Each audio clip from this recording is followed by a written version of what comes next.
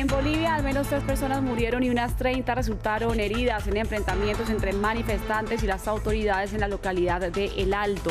Seguidores de Evo Morales intentaron bloquear el acceso a una refinería desde donde salían camiones cisterna con destino a La Paz. El gobierno interino que dirige Yanine Áñez le dio 2 días al Parlamento para reunirse o los nuevos comicios se programarán por decreto.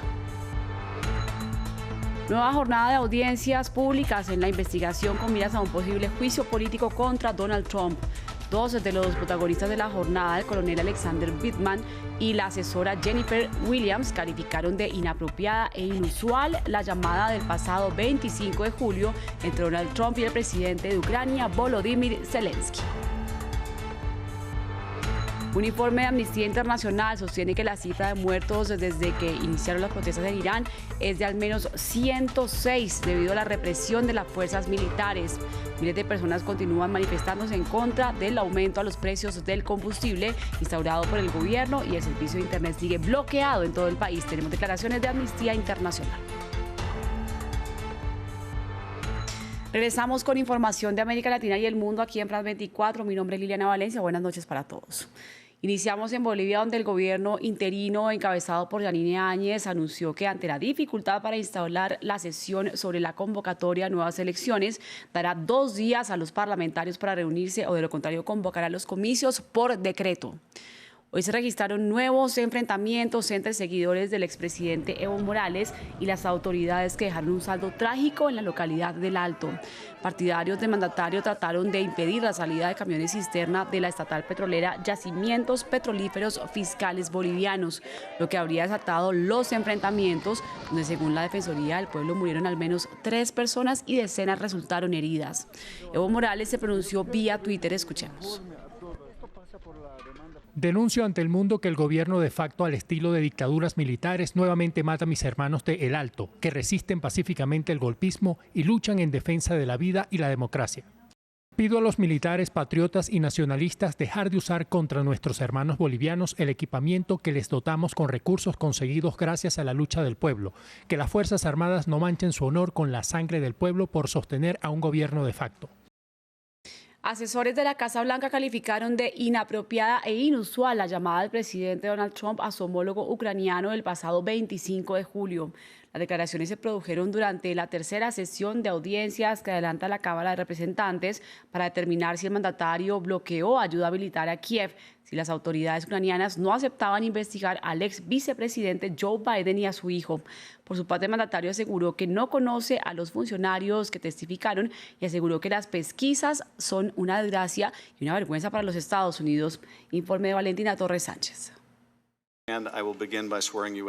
Los funcionarios que declararon este martes fueron testigos de la polémica llamada entre Donald Trump y Volodymyr Zelensky.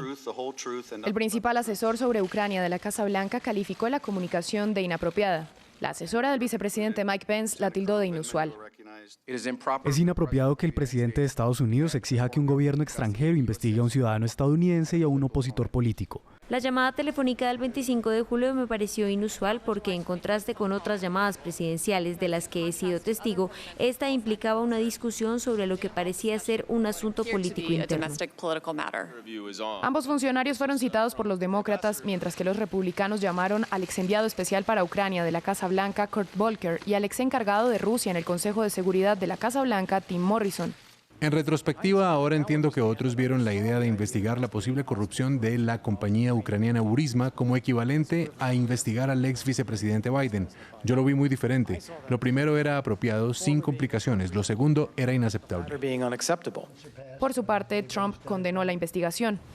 Lo que está ocurriendo es una desgracia y una vergüenza para nuestra nación. El mandatario desestimó una vez más a los funcionarios que declararon en su contra y aseguró que ni siquiera sabe quiénes son.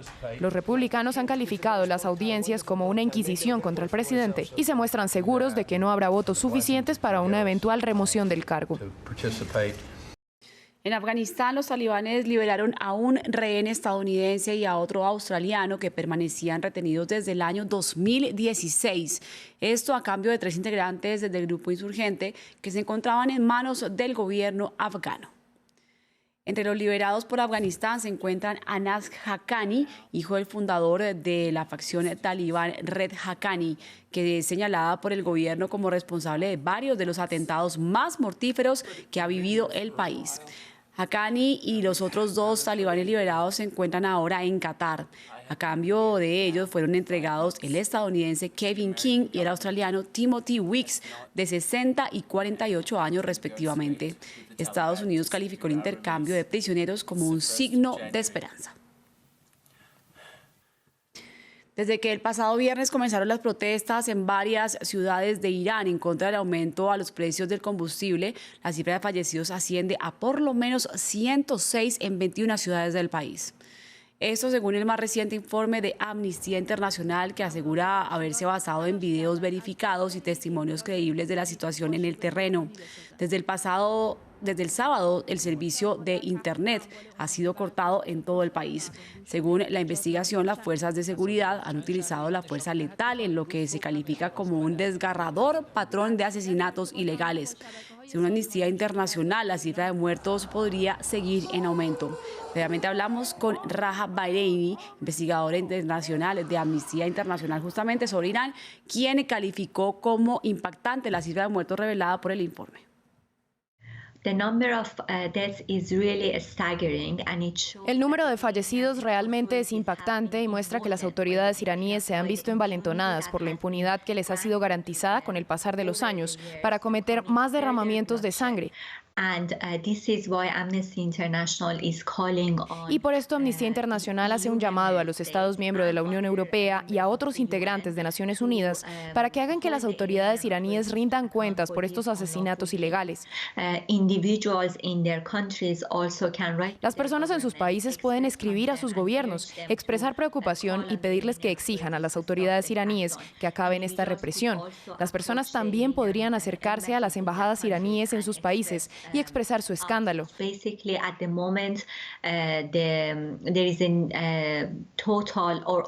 Básicamente, en este momento, el bloqueo total o casi total del sistema de Internet a través del país es un deliberado intento de las autoridades iraníes de restringir el flujo de información al exterior.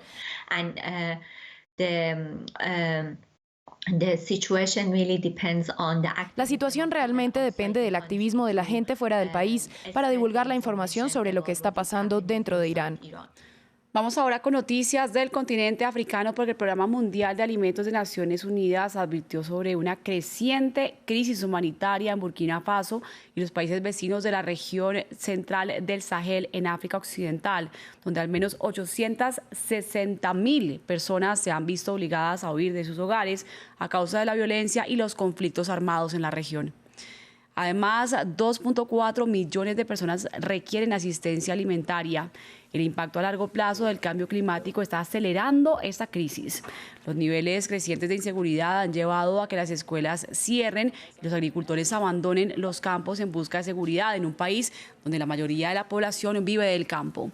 Este programa de la ONU solicitó $150 millones para sus operaciones en la zona.